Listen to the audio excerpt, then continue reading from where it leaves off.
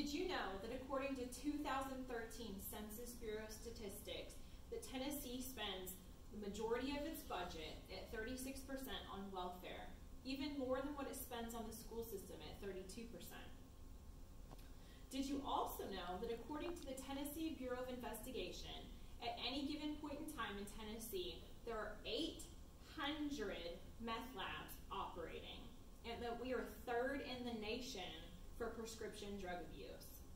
Mandatory random drug testing of welfare recipients could potentially decrease the amount of tax dollars being spent on drugs. The idea of drug testing welfare recipients is nothing new.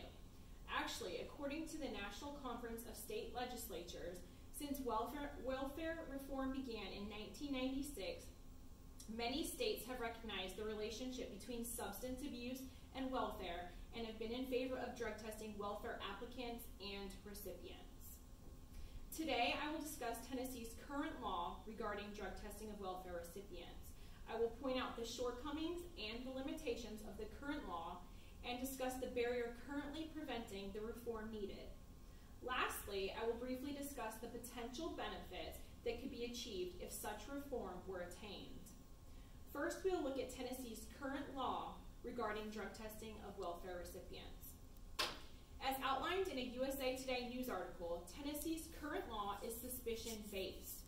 It relies on the answers provided by applicants to 3 questions on a drug testing questionnaire. The questions are as follows. In the past 3 months, have you used any of the following drugs? In the past 3 months, have you lost or been denied a job due to use of any of the following drugs?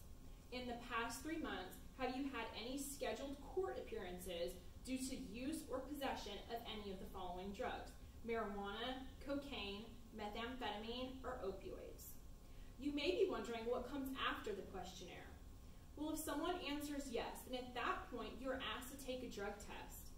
If they test positive, they may be referred to a drug treatment program or denied welfare benefits.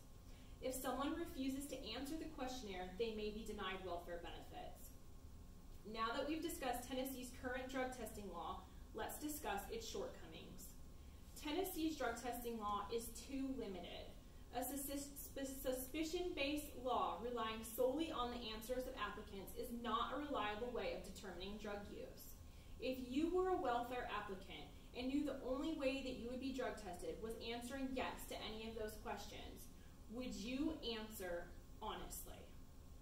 Now that we've discussed the shortcomings of the current law, let's talk about a barrier currently preventing a more accurate determination of drug use.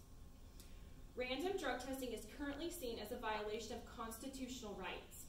According to Principal Government Analyst Robin Cohen, on February 25, 2013, a United States federal court ruled that suspicionless drug testing violated the 4th Amendment of the United States Constitution against unreasonable search. As a result of that ruling, states must have a suspicion to test applicants and recipients and are left to rely on applicant disclosure. This brings me to my visual aid, which sums up how many people feel.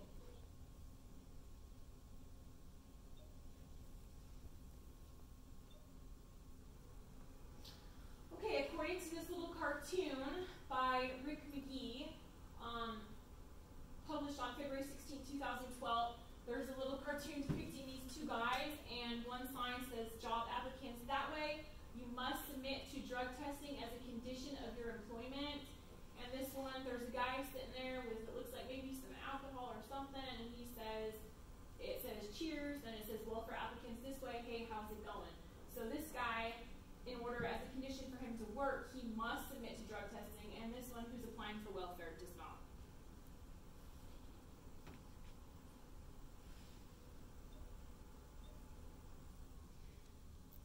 Now that we've talked about the barrier to a random drug screening process, let's talk about what we can do. According to Fox 17 News, Tennessee lawmaker Bill Griffey has just filed House Bill 88 to improve upon the current welfare drug testing system.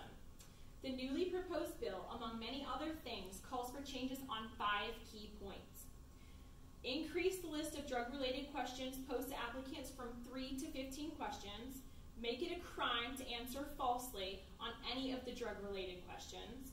require law enforcement agencies to report to DHS anyone charged with a drug or theft crime, require DHS to drug test any recipient if they've been charged, use a hair follicle test rather than a urine test to screen for drugs.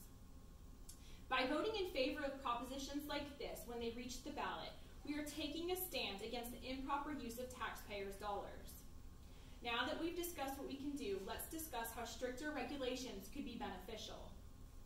Tighter regulations could help ensure that tax dollars are being used wisely, ensuring the availability of funds to individuals and families that truly need government assistance, cutting the funding for those who are spending it on drugs, and reallocating those dollars to our schools and other beneficial programs.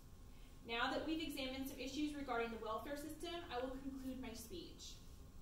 Today, I've discussed the shortcomings of our laws governing the welfare system and drug screening. I've also discussed how we might be able to create a positive change as ordinary citizens to ensure that taxpayer dollars are not being used on drugs.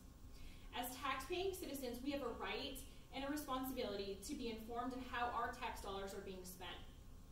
It's okay to say that we don't want our hard-earned money wasted on drugs by people abusing the welfare system. Let's take a stance and in the process